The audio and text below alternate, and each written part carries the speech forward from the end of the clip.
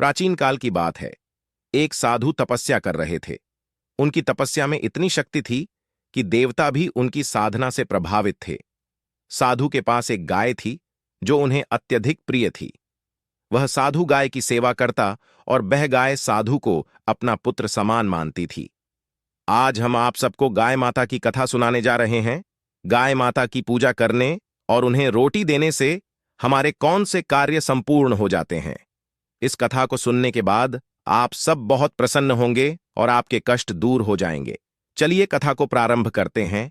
एक समय की बात है, क्षीरसागर में विष्णु भगवान शेषनाग की सैया पर लेटे थे और लक्ष्मी माता पास में बैठी विष्णु भगवान के पैर दबा रहे थे। पैर दबाते दबा अचानक से रुक गई। तभी विष्णु भगवान लक्ष्मी माता से पूछते हैं, क्या हुआ देवी, रुक क्यों गई? आप क्या सोच रही हैं? तभी लक्ष्मी माता ने कहा, प्रभु आप तो तीनों लोक के स्वामी हैं और त्रिकालदर्शी भी, आपको सब पता है। हमारे हृदय की कोई भी बात आज तक छिपी है? हमारे हृदय में क्या प्रश्न है? प्रभु आपको भली भांति पता है। भगवान श्री विष्णु कहते हैं, हम आपकी चिंता को जानते हैं और यह भी जानते हैं कि आप संपूर्ण इंसान जाति और जगत के कल्याण के लिए ही आप चिंतित हैं। आपने संकोच होकर पूछे, आपके हृदय में जो भी प्रश्न हो। फिर मां लक्ष्मी कहती है, प्रभु यदि आप चाहते हैं तो हम आपसे एक प्रश्न पूछने की चेष्टा करते हैं। मां लक्ष्मी कहती है, प्रभु आज हमने भूलोक पर बड़ा ही विचित्र दृश्य देखा। तभी विष्णु भगवान पूछते हैं, देवी ऐसा क्या देखा भूलोक पर? लक्ष्मी माता कहती हैं, प्रभु हमने भूलोक पर देखा कि कुछ दुष्ट इंसान गाय माता की हत्या कर रहे थे और उन्हें मार रहे थे। वहीं कुछ सज्जन इंसान गाय माता की पूजा भी कर रहे थे। तो प्रभु यह सब दृश्य देखकर मेरा हृदय बहुत ही चिंतित है। इंसान खुद की इच्छा पूर्ति के लिए इन बेजुबान जानवरों को क्यों मरता है? इन पर इतना अत्याचार क्यों करता है? हे स्वामी, हमारे हृदय में यह जानने की इच्छा हो रही है कि जो इंसान गाय माता की पूजा करता है, उसकी सेवा करता है, उसे क्या फल मिलता है, और जो दुष्ट इंसान गाय माता को मरता है, उन पर अत्याचार करता है, उन्हें कौन सा दंड मिलता है?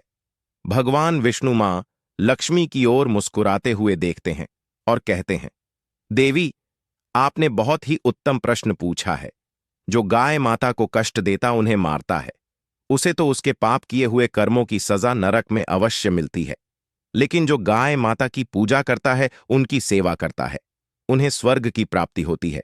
गाय माता की सेवा करने से भूलोक पर और देवलोक में इंसान को कौन सा फल मिलता है? देवी हम आपको एक कथा के माध्यम से आपको समझाते हैं। हे देवी, आप इस कथा को ध्यान से सुने। इस कथा को जो भी मनुष्य सुनता है, उसके संपूर्ण कष्ट और पाप नष्ट हो जाते हैं। उसे धन धान्य वैभव और कीर्ति की प्राप्ति होती है और मृत्यु के बाद वह इंसान स्वर्ग में वास करता है, स्वर्ग लोक में जाता है। मां लक्ष्मी कहती हैं, प्रभु यह हमारे सौभाग्य है कि यह कथा आपके द्वारा हमें सुनने को मिल रही है। भगवान कथा प्रारंभ करते हैं। कहते हैं, प्राचीन समय की बात है। भूलोक पर विवस्वान वंश में एक अग्रसेन नाम के राजा, जो राजधर्म का बड़ा पालन करने वाले गुणवान, चरित्रवान तथा महापराक्रमी थे। उन्होंने शांति और धर्मपूर्वक अपनी प्रजा और राज्य का पालन किया और अपनी प्रजा को हमेशा ही सभी तरह से सुखी रखा। उनकी प्रजा हमेशा उनसे प्रसन्न रहती थी। कुछ दिन बाद राजा अग्रसेन की शादी राजकुमारी दमयंती से हो जाती है। महाराज अग्रसेन अपनी पत्नी दमयंती के साथ प्रसन्नतापूर्वक अपना वैवाहिक जीवन व्यतीत कर रहे थे। लेकिन कुछ साल बीत जाने के बाद महाराज अग्रसेन को अपने उत्तराधिकारी की चिंता सताने लगी, क्योंकि रानी दमयंती के गर्भ से कोई संतान नहीं हुई। तब महाराज अग्रसेन अकेले और एकांत में बैठकर सोचने लगे कि हमने कभी कोई पाप भी नहीं किया है और हमने सदाशि मुनियों की सेवा की है, धर्मपूर्वक राज्य भी चला रहे हैं, उसके बाद भी हमें पुत्र की प्राप्ति नहीं हो रही है। हमने अनजाने में ऐसा कौन सा पाप कर दिया है? इतना सोचकर वे बहुत चिंतित हो गए। फिर उनके हृदय में एक विचार आया कि इस समस्या का समाधान केवल आर्षि कश्यप जी ही कर सकते हैं। वे ही हमें हमारे दोष के बारे में बताएंगे और संतान प्राप्ति के लिए कोई रास्ता बताएंगे। इतना सोचकर राजा अग्रसेन और रानी दमयंती के साथ आर्षि कश्यप जी के कुटिया पर पहुंच गए। कुटिया पर वशिष्ठ जी नित्य कर्म करके ध्यान लीन में बैठे थे उसी समय राजा अग्रसेन रानी के साथ उनके पास जाते हैं और उनका दर्शन करते हैं। राजा अग्रसेन और रानी ने आर्षि कश्यप के चरण स्पर्श किए और आशीर्वाद प्राप्त किया। आर्षि कश्यप ने उनका कुशल मंगल पूछते हुए उन्हें आशीर्वाद दिया। फिर आर्षि कश्यप कहने लगे, हे राजन, सब कुछ मंगल तो है ना? आप और रानी दमयंती का आज अचानक वन में हमारी कुटिया में पधारने की ऐसी क्या जरूरत पड़ गई है? किस कारण से एक महान राजा को अपना राज्य छोड़कर इस वन में आना पड़ा? व्यवस्वान कुल के सभी राजा महाराज अपनी उम्र के अंतिम दिनों में अपना राज्य अपने उत्तराधिकारी को सौंपकर तपस्या करने के लिए वन में आते हैं, लेकिन आप तो अभी भी नवयुवक हैं। आपने अभी अभी राज्य का कार्यभार संभाला है। आपने अभी तक पुत्र भी उत्पन्न नहीं किया है। फिर आप ऐसे अपना राज्यपाठ छोड़कर वन में क्यों चले आ गए? यह आप जैसे महान और पराक्रमी राजा को शोभा नहीं देता है। इतना सब सुनने के बाद राजा अग्रसेन बोलते हैं, हे आर्षिवर, हम यहां जंगल में आपके यहां पर तपस्या करने के लिए नहीं आए हैं। आर्षिवर, हम आपके पास सहायता मांगने के उद्देश्य से आए हैं। कृपया आप मेरा मार्गदर्शन कीजिए, हम बहुत कष्ट में हैं। फिर कश्यप ऋषि कहते हैं, हे राजन, आपके जैसे महान राजा को भला किस बात के लिए मेरा मार्गदर्शन चाहिए? फिर राजा अग्रसेन बोलते हैं, आर्षिवर, आप तो खुद ही त्रिकालदर्शी हैं। आपको भली भांति पता हो गया होगा कि हम किस प्रयोजन से आपके पास आए हैं। आर्षि कश्यप राजा अग्रसेन की बातें सुनने के बाद मुस्कुराते हुए कहते हैं, हे राजन, आप चिंतित ना हो, हम अवश्य आपकी सहायता करेंगे।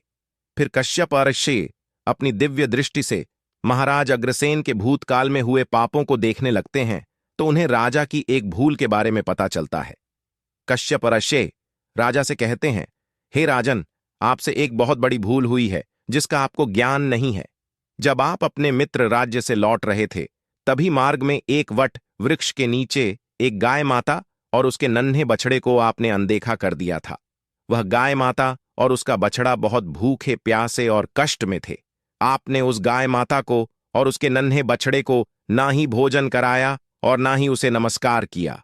उस गाय माता ने आपसे मदद की गुहार भी लगाई, लेकिन आप अपनी प्रसन्नता में खोए हुए थे और आपको उस गाय माता की पुकार भी सुनाई नहीं दी। आपके इस व्यवहार को देखकर वह गाय माता अत्यंत दुखी हुई और उसने आपको श्राप दे दिया है। हे राजन, जो इंसान गाय माता को कष्ट में देखकर उसकी सहायता नहीं करता, भूखी गाय माता को भोजन नहीं कराता, उसे तो महापाप लगता है और उसी गाय माता के श्राप के कारण आपको संतान सुख की प्राप्ति नहीं हो पा रही है। आर्षि कश्यप ने राजा अग्रसेन को उनके द्वारा किए गए पाप को बता देते हैं, जिसे सुनकर राजा अग्रसेन बहुत दुखी हुए और अपने आप को हृदय ही हृदय कोसने लगे और पश्चाताप करते हुए कहने लगे, ऋषिवर, इस श्राप से मुक्ति का कोई रास्ता बताइए। आर्षिवर, हम अपनी इस गलती को सुधारना चाहते हैं। कृपया आप ही हमें कोई उपाय बताइए जिससे कि हम इस पाप से मुक्ति पा सकूं। मेरा यह अपराध क्षमा पात्र नहीं है, लेकिन फिर भी हम प्रायश्चित करना चाहते हैं। फिर कश्यप आर्षि कहने लगते हैं, हे राजन, आप चिंतित ना हो, इस पाप से मुक्ति पाने का कोई ना कोई उपाय अवश्य होगा। और वे थोड़ी देर सोचने के बाद बोलते हैं, राजन, आप हमारे कुटिया की सुरभि नाम की गाय माता की सेवा करो। वह उसी गाय माता की पुत्री है जिसकी आपने सहायता नहीं की थी। आप इसे अपने साथ ले जाइए और अपनी पत्नी के साथ मिलकर तक गाय माता की सेवा करो, उसकी पूजा करो, वह तुम्हें अवश्य पुत्र प्रदान करेगी। तभी अचानक से वह सुरभि गाय माता बाहर से उस कुटिया में प्रवेश करती है। उस गाय माता को अपनी ओर आता देखकर कश्यप आर्षि बोले, हे राजन, आप भाग्यशाली हैं। देखिए, केवल स्मरण करने मात्र से ही कल्याण करने वाली यह गाय माता खुद चलकर आई है। यह गाय माता निश्चित ही आपके दुख दूर करेगी और आपके पापों का निवारण करेगी। आप जंगल में इस नंदिनी गाय माता के पीछे पीछे चलकर इसकी सेवा करो, जंगल में रहने वाले जानवरों से इसकी रक्षा करो और जंगल से वापस कुटिया में लौट आने पर रानी दमयंती इस गाय माता की सेवा करें, पूजा आराधना करें। इससे प्रसन्न होकर यह गाय माता तुम्हें अवश्य ही पुत्र प्रदान करेगी। राजा अग्रसेन ने आर्षि कश्यप की बातें मानी और फिर गाय माता को चराने के लिए प्रतिदिन जंगल में लेकर जाने लगे। जब वह गाय माता चलने लगती तो महाराज उसके पीछे पीछे चलते, इधर उधर से हरी हरी घास लाकर उस गाय माता को खिलाने लगते। जब वह गाय माता किसी वृक्ष के नीचे बैठती तो उसके लिए तालाब से पानी लाते और उसे पिलाते अपने हाथों से उसके मस्तक को सहला दे। इस प्रकार से महाराज अग्रसेन उस गाय माता की सेवा में लगे रहे। जब शाम हुई तो महाराज अग्रसेन उस गाय माता के साथ कुटिया में लौट आए। कुटिया में पहुंचते ही उस गाय माता ने महाराज अग्रसेन को अपनी जीभ चाटना शुरू कर दिया, जिससे महाराज अग्रसेन का शरीर पवित्र हो गया और उसके सभी पाप नष्ट हो गए।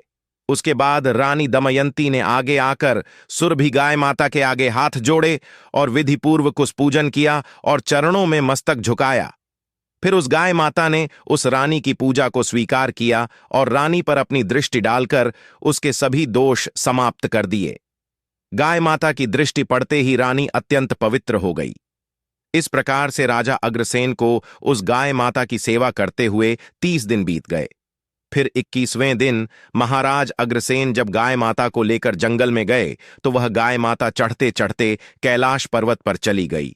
उसके पीछे पीछे राजा अग्रसेन भी चले गए। वहां उस पर्वत पर खड़े होकर वह कैलाश पर्वत की सुंदरता को एकटक निहार रहे थे। इतने में ही अचानक से एक शेर ने आकर उस गाय माता को बलपूर्वक दबोच लिया। राजा को उस शेर के आने की आहट तक नहीं मालूम हुई। गाय माता ने जोर से कहा, महाराज अग्रसेन, हमारी रक्षा करो राजा। अग्रसेन ने गाय माता की तरफ देखा। सुरभि गाय माता की आंखों से आंसुओं की धारा बह रही है, जिसे देखकर महाराज अग्रसेन व्यथित हो उठे और उन्होंने तुरंत ही अपना बाण निकाला और धनुष की डोरी पर रखा और उस शेर को मारने के लिए प्रत्यंचा खींची। उसी समय उस शेर ने महाराज अग्रसेन की तरफ देखा। उस शेर की दृष्टि पड़ते ही महाराज अग्रसेन का शरीर जैसे बर्फ की तरह जम गया हो। उनकी शक्ति क्षीण हो गई, उनका सारा बल शून्य हो गया। अब तभी उस शेर ने गर्जना भरी आवाज में कहा, हे राजन, हमारे ऊपर प्रहार करना तुम्हारे बस की बात नहीं है, क्योंकि भगवान भोलेनाथ हमारी ही पीठ पर पैर रखकर नंदी पर विराजमान होते हैं। इसीलिए तुम हमें मारने की चेष्टा मत करो। अगर तुम हमें मारने की कोशिश करोगे तो निष्फल रहोगे। अब तुम यहां से लौट जाओ। विधाता ने इस गाय माता को आज मेरा भोजन नियुक्त किया है, इसीलिए तुम इसमें दखल देने की कोशिश मत करो। हम जानते हैं तुम सूर्य वंश में जन्मे हुए राजा अग्रसेन हो। तुम्हें अभी यह झांत नहीं। इस कैलाश पर्वत पर भगवान भोलेनाथ की माया फैली हुई है, इसीलिए तुम यहां से तुरंत ही यहां से चले जाओ। फिर राजा अग्रसेन बोलने लगे, हे सिंहराज, कृपया आप इस गाय माता को न मारे। यह महर्षि ऋषि कश्यप की संपूर्ण मनोरथ को संपूर्ण करने वाली सुरभि गाय माता है। गाय है, इसकी हत्या न करें। इस गाय माता की रक्षा और सेवा करने का आदेश हमें दिया है। इस गाय माता का एक नन्हा बछड़ा भी है जो घर पर इसकी राह देख रहा है। हम इस गाय माता को इस हाल पर मरने के लिए छोड़कर नहीं जा सकता। इसीलिए हे सिंहराज, हमारी आपसे विनती है कि आप इस गाय माता को जीवन दान दो। इस गाय माता के बदले में हम तुम्हें अपना शरीर समर्पित करते हैं, जिससे तुम्हारी भूख भी शांत हो जाएगी और इस गाय माता की रक्षा भी हो जाएगी और हमारे वचन का पालन भी हो जाएगा। साथ ही गौरक्षा के लिए प्राण त्यागने से हमें उत्तम गति की प्राप्ति होगी। इतना कहकर महाराज अग्रसेन उस शेर के सामने हाथ जोड़कर बैठ गए और आंखें बंद की। फिर अचानक से राजा के कानों में आवाज सुनाई पड़ी, पुत्र उठो, हम तुम्हारी सेवा से अत्यंत प्रसन्न हैं।